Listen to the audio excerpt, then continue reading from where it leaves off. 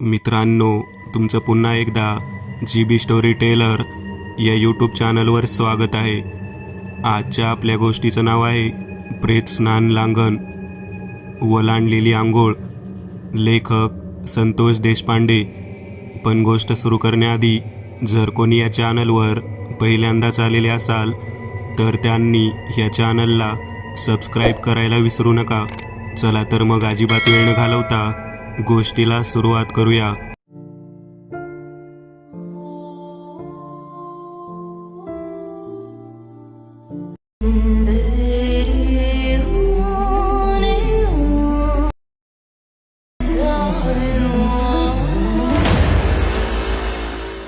बिपिन, तुला माहीत आहे का, ज्या ठिकाणी प्रेताला आंघोळ घातलेली आहे ते पाणी कधी ओलांडायचं नसतं. तू उगाचच त्या आंघोळ घातलेल्या ठिकाणावरून इकडून तिकडे तिकडून इकडे करत आहेस. मी तुला 2-3 वेळा सांगितलं, परंतु तू मुद्दाम म्हणून या गोष्टी करतोस. तेव्हा बिपिन म्हणाला, अरे शहरामध्ये असं काही नसतं रे. कसली आंघोळ आणि कसलं काय, डायरेक्ट विद्युत दाहिनीत 1 मिनिटात खेळ खल्लास. एक गावाकडे काहीतरी लोक पाळतात आणि उगाचच लोकांना इकडून जाऊ नका तिकडून जाऊ नका, हे करू नका ते करू नका असे नियम सांगतात आणि म्हणे अख्ख्या गावात कुठे चूल पेटत नाही. काय गरज आहे, जाणारा जातो, त्याच्या मागे अख्खं गाव उपाशी राहतं.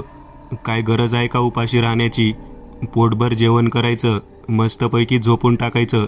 काहीतरी वेगळ्या पद्धतीच्या गोष्टी पाळत बसतात आणि त्यामुळे लोकांना किती त्रास होतो.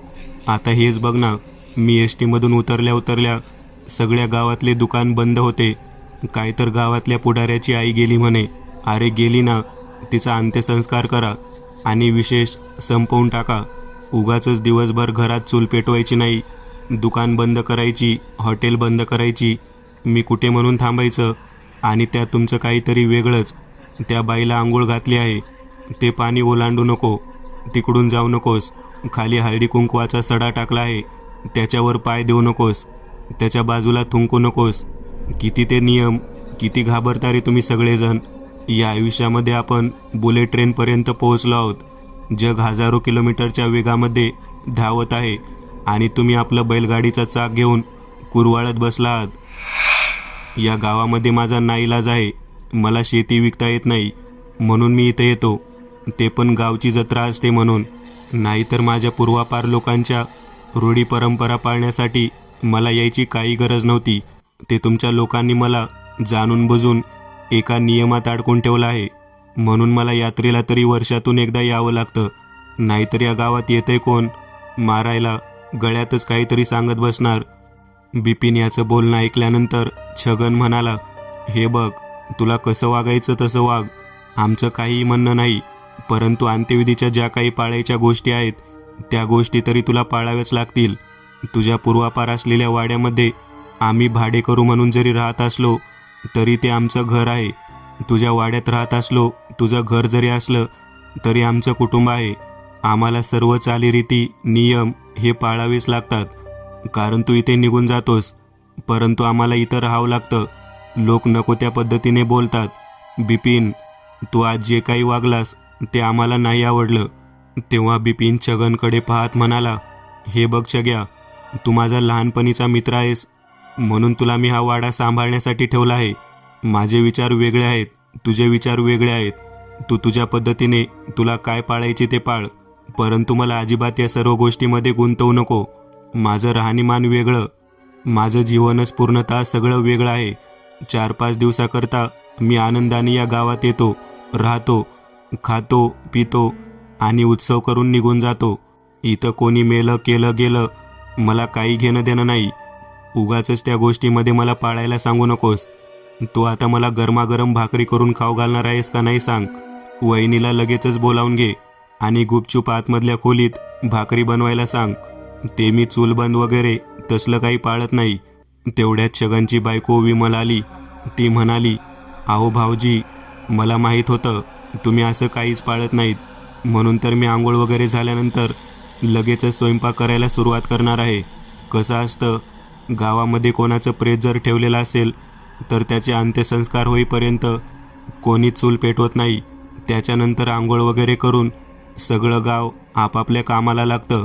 विमल वहिनीचं बोलणं ऐकल्यानंतर बिपिनला कळून चुकलं होतं की वहिनी आपल्याला मस्त जेवण खाऊ घालणार. बिपिन शांत झाला. वहिनीला म्हणाला, वहिनी, सवाष्णबाई गेली म्हणून तिच्या अंत्ययात्रेत हळदी कुंकवाचा सडा, फुलं, बाकीच्या काही अक्षदा खाली फेकल्या जातात. मग ते तर सर्व गाव ओलांडते ना. मग आंघोळीचं पाणी ओलांडायचं नाही असं का बरं? काय कारण आहे त्याच्या पाठीमागचं? तेव्हा विमल वहिनी म्हणाली, मी अगोदर सर्व तयारी करते आणि तुमच्या प्रश्नाचे उत्तर आवर्जून देते. भाऊजी, कसं आहे, ज्या गोष्टी पूर्वापारपासून चालत आलेल्या आहेत त्यामध्ये काही ना काहीतरी तथ्य आहे, काही ना काहीतरी शास्त्र आहे, म्हणूनच लोक ते सर्व पाळतात. मी सुद्धा तुमच्याप्रमाणे शहरामध्ये राहिलेली आहे, शहरामध्ये वाढलेली आहे, परंतु आज खेडेगावात राहत आहे. खेडेगावामध्ये माझं घर आहे म्हटल्यानंतर मी येथील नियम व सर्व काही गोष्टी पाळेलच. तुम्ही विरोध करा, अंधश्रद्धेच्या गोष्टीला विरोध करा, परंतु गावकऱ्यांची श्रद्धा ज्या गोष्टीमध्ये आहे तिथे विरोध करणे चुकीचे वाटते. म्हणूनच तुम्हाला मी म्हटलं की माझं सर्व काही आवरून झाल्यानंतर तुम्हाला गरमागरम भाकरी खाऊ घालते. विमलचं बोलणं ऐकल्यानंतर छगन मनातल्या मनात हसत होता. कोणतेही संकट आलं तर बाई माणूस मात्र अगदी हिरारीने पुढे येते आणि संकटाला बाजूला करते. बिपिनच्या मनातील पुरस्काराची भावना काही क्षणातच विमलने अगदी पद्धतशीररित्या त्याच्या पोटाला घास खायला देऊन शांत केली. आता बिपिनला काय ती नवीन तंत्रमंत्र सांगते, काय नियम सांगते ते ऐकायलाच पाहिजे असे म्हणून छगन तिथे बसलेला होता. वहिनी, ती गोष्ट वेगळी आहे.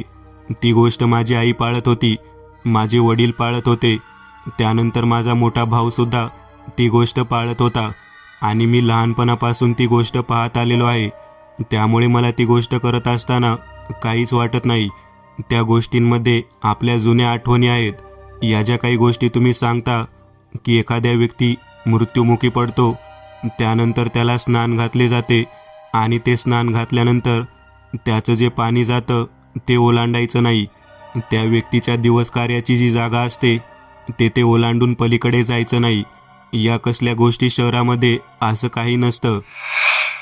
तेव्हा विमल वहिनी म्हणाली, भाऊजी, लक्षात घ्या, तुम्ही जे काही बोलत आहात त्या तुमच्या माहितीतल्या गोष्टी आहेत, म्हणून त्या तुम्हाला योग्य वाटतात.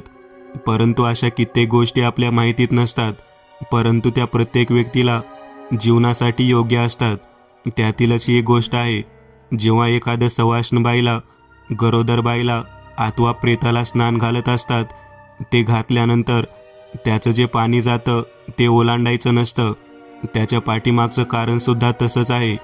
तुम्ही भूत, प्रेत, संबंध हे काही जर मानत नसाल तर तुम्हाला सांगण्यामध्ये काहीच अर्थ नाही. तेव्हा बिपिन वहिनीकडे पाहत म्हणाला, वहिनी, तुम्हाला असं वाटतं का जो व्यक्ती ती गोष्ट मानतो त्यालाच ती गोष्ट सांगावी? जर एखाद्या व्यक्ती मानत नसेल आणि त्याचं त्यात ज्ञान नसेल तर त्याला ती गोष्ट सांगायला हवी ना. जर ती गोष्ट सांगितली नाही आणि त्याच्या हातून जर कोणती चूक घडत असेल तर त्याला दुरुस्त कोण करणार? तेव्हा विमल वहिनी म्हणाली, मानसिकता ऐकणाऱ्याच्या मनावर अवलंबून असते. जर मानसिकता जर नसेल आणि आपण त्याच्यासमोर जर बडबड करत बसलो तर आपण गाढवापुढे वाचली गीता आणि कालचा गोंधळ बरा होता या म्हणीप्रमाणे होऊन बसतं. तुम्हाला त्या गोष्टीत रस नाही आणि वारंवार तीच गोष्ट सांगायची, मग ते व्यर्थ होतं. बिपिन म्हणाला, तुम्ही मला गाढव म्हणा नाही तर काही म्हणा, परंतु आता मी या गोष्टीची माहिती तुमच्याकडून घेऊनच राहणार. सांगा बरं मला, मी आता काही वेळापूर्वी त्या पुढाऱ्याच्या आईचं जिथं प्रेत होतं तिथे स्नान घातलं होतं. ती जागा ओलांडून इकडे आलो. बरेच जण ओरडत होते, परंतु मी घाईगडबडीत इकडे आलो. आता काय होऊ शकतं? या गोष्टीमुळे माझा जीव जाईल का? ती बाई माझ्या पाठीमागे लागेल का? ते प्रेत उठून बसेल? ते मरणार नाही असं काही होणार आहे का? तेव्हा विमल वहिनी म्हणाल्या, भाऊजी, असं काहीही बोलू नका. तुम्हाला माहीत नाही, मृत्यूसमयी जर त्रिपिंड किंवा पंचक असेल तर नक्कीच ते प्रेत पाठलाग करतं. आपल्याला तिची माहिती नसते म्हणून आपण कसेही वागतो, परंतु जेव्हा मृत्यूनंतर पंचांग बघून तिथी सांगितली जाते तेव्हा प्रेताचा संस्कार करत असताना त्या सर्व गोष्टी पाळाव्या लागतात. कणकेच्या भावल्या करून 3 भावल्या प्रेतासोबत जाळाव्या लागतात. जर नाही जाळल्या तर 3 जिवंत व्यक्तींना मृत्यूला सामोरे जावे लागते आणि त्यांचा मृत्यू होतो. या 3 व्यक्तीच्या गोष्टीला त्रिपिंड म्हणतात. 3 लोकांचा मृत्यूनंतर होणारा एक भयानक सलग मृत्यू पंचक म्हणजे काय तर ते सुद्धा माहीत असेल. एका व्यक्तीच्या चुकीच्या नक्षत्रावरती झालेल्या मृत्यूनंतर जर ते अंत्यसंस्कार नाही केले तर 5 व्यक्ती सलग मृत्युमुखी पडू शकतात. त्याला पंचक म्हणतात. तुम्ही कोणत्याही जुन्या काळातल्या गोष्टीला आव्हान देऊ नका. ज्ञानासाठी ती गोष्ट विचारा, ज्ञानासाठी त्या गोष्टीचा अभ्यास करा आणि ते ज्ञान तुमच्याजवळ जतन करून ठेवा. उगाच विरोधाला विरोध म्हणून जर तुम्ही वागत असाल तर त्याचा फटका तुम्हाला एक ना एक दिवस बसणार. तेव्हा बिपिन म्हणाला, छगन वहिनी तर काय म्हणते बघितलंस का? म्हणजे फटका बसणार. तर मला काय फटका बसतोय ते तरी पाहतो. आता जेवण केल्या केल्या त्या बाईचा जिथे आणि त्या संस्कार झाला आहे त्या ठिकाणी जाऊन तिथे त्या चितेचे भस्म अंगाला लावून घेतो. मला पाहायचं आहे की नेमकं काय होतं ते. तुम्ही जे काही बोलत आहात ती गोष्ट खरंच खोटी आहे हो. शहरात कितीतरी लोक मरतात. त्यांना स्नान घातल्यानंतर त्या पाण्यावरून कितीतरी लोक जातात तेव्हा त्यांना काहीच होत नाही. छगन म्हणाला, तू म्हणतो ते खरं आहे रे. या गावातील लोकांना त्या गोष्टीबद्दल काही माहिती नाही. तेव्हा विमल म्हणाली, भाऊजी, नकळत घडलेल्या गोष्टीचं काही सूतक नसतं. परंतु लक्षात ठेवा, जाणून बुजून जर तुम्ही त्याला छेडणार असाल तर त्या गोष्टीला मात्र सोयर सूतक येतं. सूतक म्हणजे मृत्यू. तुम्हाला माहीत नाही, विनाकारण त्या गोष्टीच्या पाठीमागे लागण्यात काहीच अर्थ नाही. तुम्ही आता मृत्युमुखी पडलेल्या बायमा या म्हातारीच्या दहन केलेल्या जागेवरती जाऊन जर तुम्ही स्वतः भस्म वगैरे लावून घेणार असताल तर एक प्रकारे तिला आव्हान केल्यासारखं होईल. म्हणून म्हणते की तुम्ही या गोष्टी करू नका. तुम्हाला त्या गोष्टी महागात पडतील आणि आपण आवर्जून एखाद्या वाईट शक्तीला सामोरे जाणं म्हणजे तिला अवतन दिल्यासारखं आहे. म्हणून तर म्हणते की आपण तेवढ्या गोष्टी करतात थोडं सांभाळूनच राहायला हवं. तेव्हा बिपिन म्हणाला, वहिनी, मला या गोष्टींमध्ये काहीही रस नाही. परंतु मला दाखवून द्यायचं आहे की जे तुम्ही काही म्हणत आहात ते कधी खरं नसतं. तुम्हाला वाटतं की माझं काहीतरी असं होईल, माझं काहीतरी तसं होईल. जे काय व्हायचं ते हो दे. मीही तुम्हाला दाखवून देतो या गोष्टींमध्ये काहीच तथ्य नसतं. बायमा म्हणून जी कोण म्हातारी म्हणत आहात, जी सवाष्ण गेली, ती तिच्या नवऱ्याला लेकराला भेटण्यापेक्षा मला का म्हणून भेटायला येईल सांगा बरं. बिपिन मी जेवण केले, छग्याला सोबत घेतले आणि तो थेट म्हणाला, आपण दोघे मिळून सरळ सरळ आपण स्मशानात जाऊ. दिवसवार जे काही असतील ते होतील, परंतु त्या जळणाऱ्या प्रेताच्या पडलेल्या राखेला आपल्यासोबत घेऊन तरी येऊ. तेव्हा छगन म्हणाला, तुला जायचंय तर जा बाबा, मी नाही येत. माझी बायको माझा सत्कारच करेल, त्यामुळे मला त्या गोष्टीत पडायचं नाही. बिपिन सरळ सरळ त्या दिशेने जाण्यासाठी निघाला. त्याचं हे असं वागणं पाहून छगन आणि विमल दोघे जण नाराज झाले होते. विमल म्हणाली, काय तुमचा मित्र, काय भाऊजी असं वागायला नको होते. त्या बायमाच्या आत्म्याला काय वाटत असेल.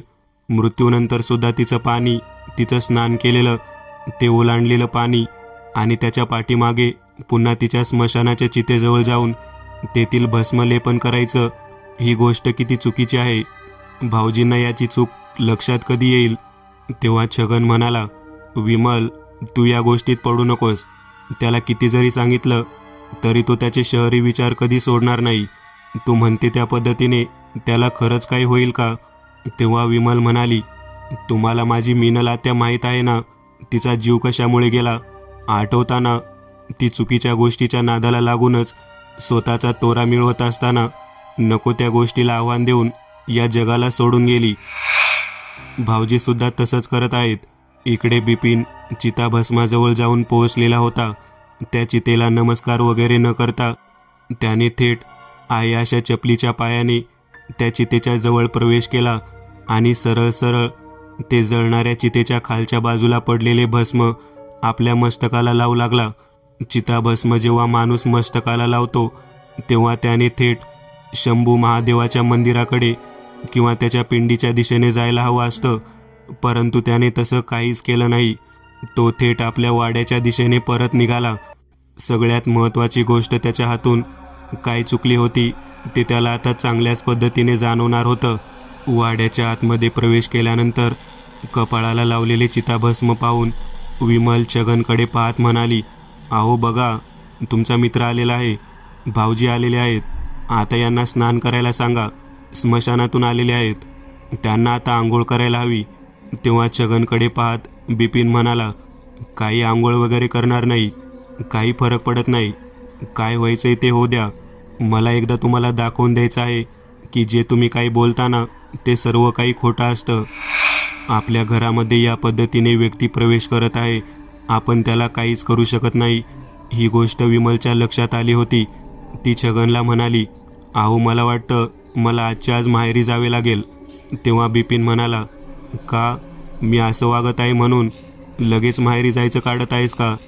तेव्हा ती म्हणाली, अहो तसं नाही, माझ्या मावशीला ताप आलेला आहे, घरात करायला कोणीच नाही, म्हणून मला जायचं आहे. चला अहो, मला सोडता का तुम्ही? तेव्हा छगनला घेऊन विमल लगेच तडकाफडकी गावाकडे जाण्यासाठी निघाली. तिला माहीत होतं की नको ती ब्याद आपल्या घरामध्ये आलेली आहे आणि ती आता काही ना काहीतरी त्रास देणार. बिपिन संध्याकाळी घरात तसाच थांबला. इकडे छगन आणि विमल गावाबाहेर पडले आणि थेट आपल्या माहेरी आले. नवरा बायकोला दोघांना अचानक आलेलं पाहून विमलची मावशी म्हणाली, काय झालं ग? तेव्हा तिने सर्व हकीकत सांगितली. मावशी म्हणाली, बरं झालं तू त्या घरातून इकडे निघून आलीस. त्याच्या पाठीमागे प्रेताचा फेरा लागला आहे, म्हणूनच तो अशा पद्धतीने बडबड करून चुकीचे वागत आहे. नको त्या गोष्टीला काय आव्हान देत आहे मला कळत नाही. बिपिन आती शिकला आणि त्याचं डोकं रिकामं झालं बघ. थोड्या वेळानंतर संध्याकाळच्या वेळेला ते दोघेही जण तिथेच थांबणार आहोत असं बोलून बिपिनला फोन करून सांगत होते. बिपिन म्हणाला, नाही आला तरी चालेल, मला काही फरक पडत नाही. कोण बाई, कोण भूत, कोण येणार असेल त्याला येऊ दे, मला या गोष्टीचा तीळ मात्र फरक पडत नाही.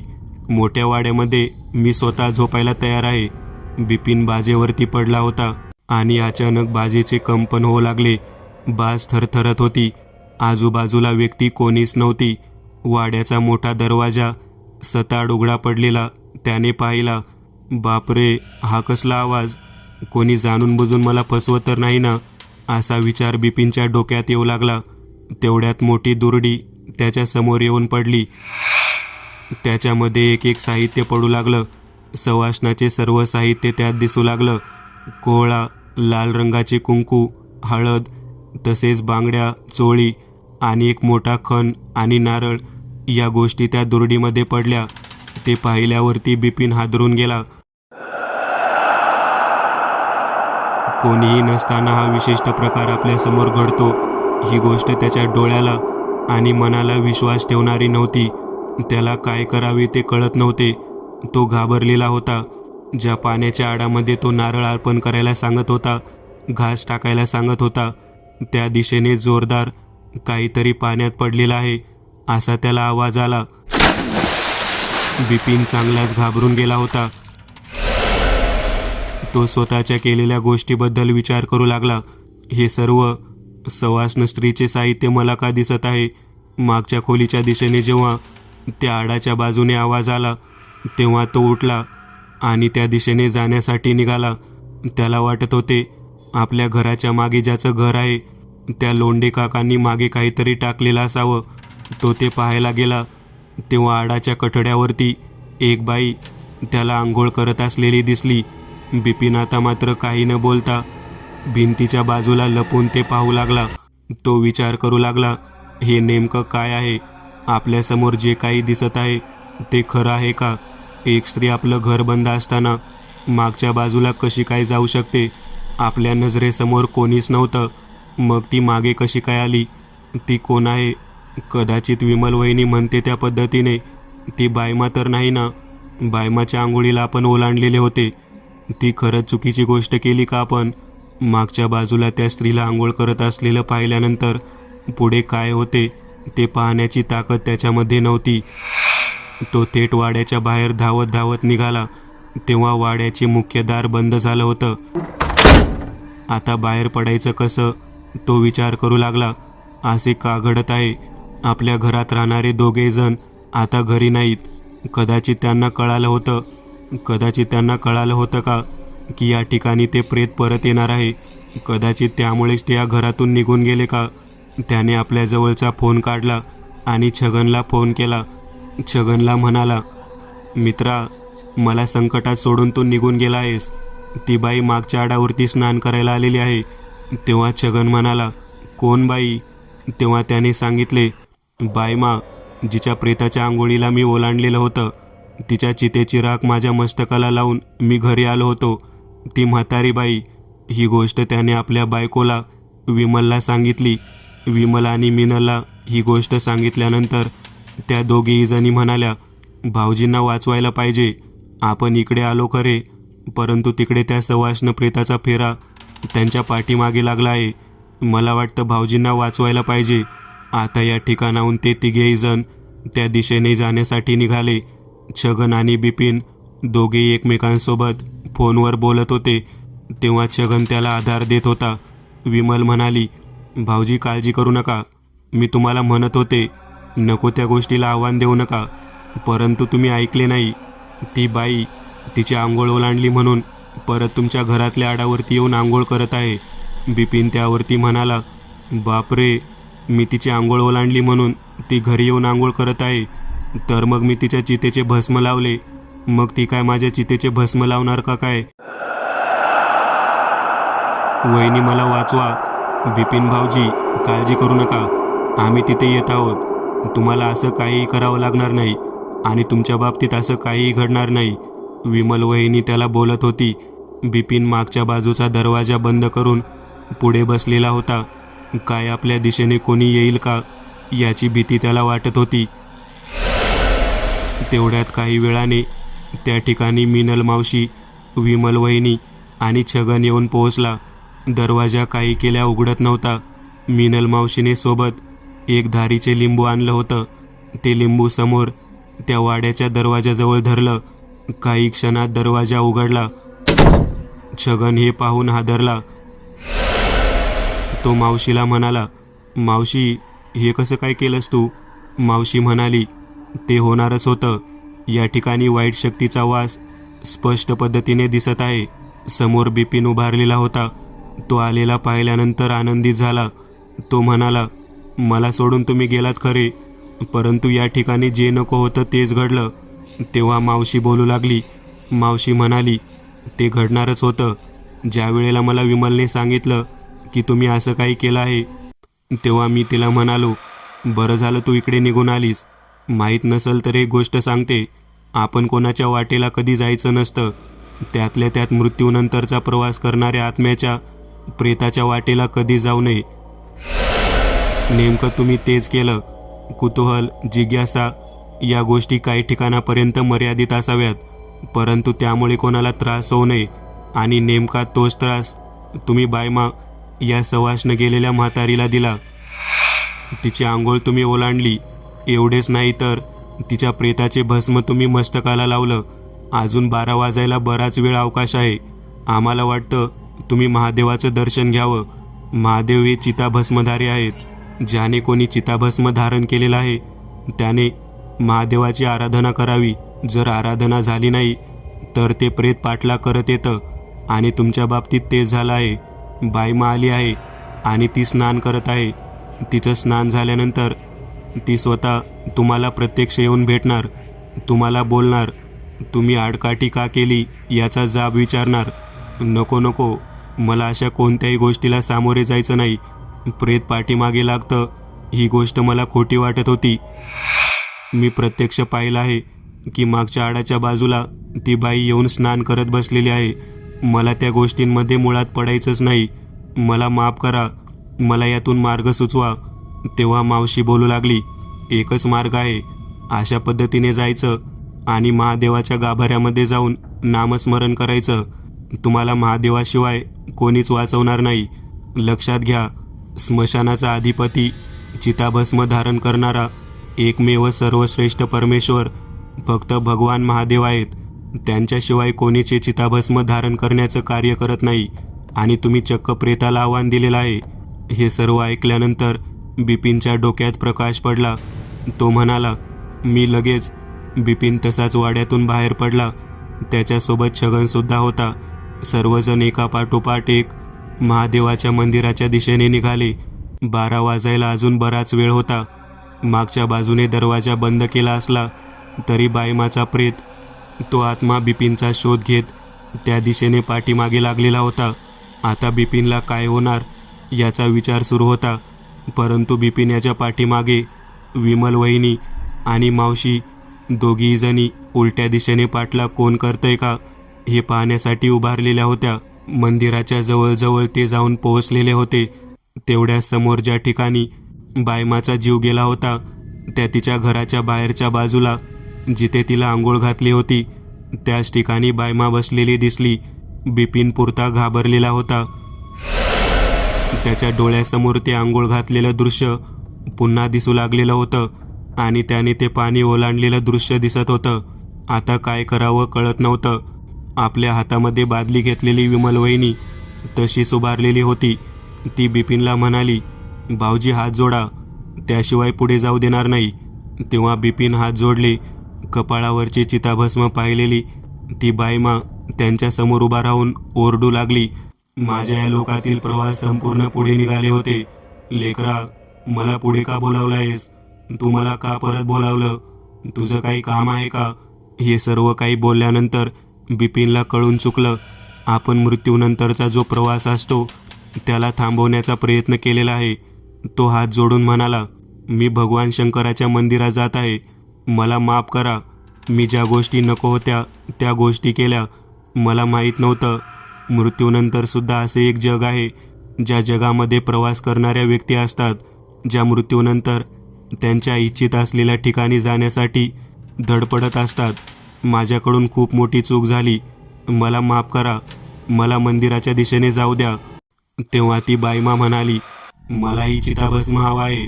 तू तुझ्या मस्तकाला चिताभस्म लावलं आणि आता पूजेच्या दिशेने निघालेला आहे. 12 वाजायच्या आत तुला पूजा करायची आहे. माझा प्रवास तू थांबवलेला आहेस. मला पुढच्या प्रवासासाठी स्वतःला चिताभस्म हवा आहे. कोण देणार मला? तुझ्या चितेचा भस्म मी धारण करते आणि माझा प्रवास सुखकर करते. तेव्हा हे ऐकल्यानंतर मावशी म्हणाली, आजी, अगं आजी, चुकलेला लेकरू आहे, माफ कर आणि त्याला सोडून दे. महादेवाच्या मंदिराच्या दरवाजाच्या जवळजवळ जाऊन पोहोचलेला बिपिन त्या भयानक पद्धतीने बोलणाऱ्या प्रेताला पाहून घाबरलेला होता. मिनल मावशी त्याला थांबवण्याचा प्रयत्न करत होती, परंतु ते प्रेत बिपिनला चिताभस्मासाठी स्मशानाच्या दिशेने बोलावण्यास तयार होती. बायमाने मावशीला बाजूला हटायला सांगितलं. ती म्हणाली, सरक बाजूला, तू सरक. याला मला स्मशानाकडे घेऊन जायचं आहे. मला याच्या चितेचे भस्म लावायचे आहे. त्याशिवाय माझा पुढचा प्रवास होणार नाही. तेव्हा मिनल मावशी म्हणाली, 2 मिनिट थांब. तुला साक्षात महादेवाच्या भस्माचा आस्वाद देते. तुझा पुढचा प्रवास शिवलोकांच्या दिशेने होईल आणि तू मुक्त होशील. लगेचच छगनने मंदिराच्या आत जायला सांगितले आणि तेथील विभूती भस्म आपल्याजवळ आणायला सांगितले. ते विभूतीचे भस्म समोर उभा असलेल्या त्या प्रेताच्या दिशेने जायला सुरुवात केली. त्याच वेळेला स्वतः बिपिन मंदिराच्या दिशेने निघाला. मंदिराच्या आत प्रवेश केला आणि बिपिन त्या प्रेताच्या तावडीतून सुटला. इकडे मिनल मावशीने ते भस्म, ती विभूती हातामध्ये घेतली आणि त्या प्रेताच्या दिशेने पुंकरली. प्रचंड वेगामध्ये किंचाळत बायमाचा प्रवास मृत्यूलोकातून पुढच्या दिशेने सुरू झाला. बिपिनला दुसऱ्या दिवशी सकाळी कळून चुकले की ज्या गोष्टी अंत्यविधीशी संबंधित आहे त्या गोष्टीमध्ये कधीच हस्तक्षेप करायचा नाही. प्रेत स्नान म्हणजे एका प्रेताची ओलांडलेली आंघोळ किती महागात पडू शकते ते त्याला चांगलेच लक्षात आलेले होते. मित्रांनो, आज पुरतं एवढंच.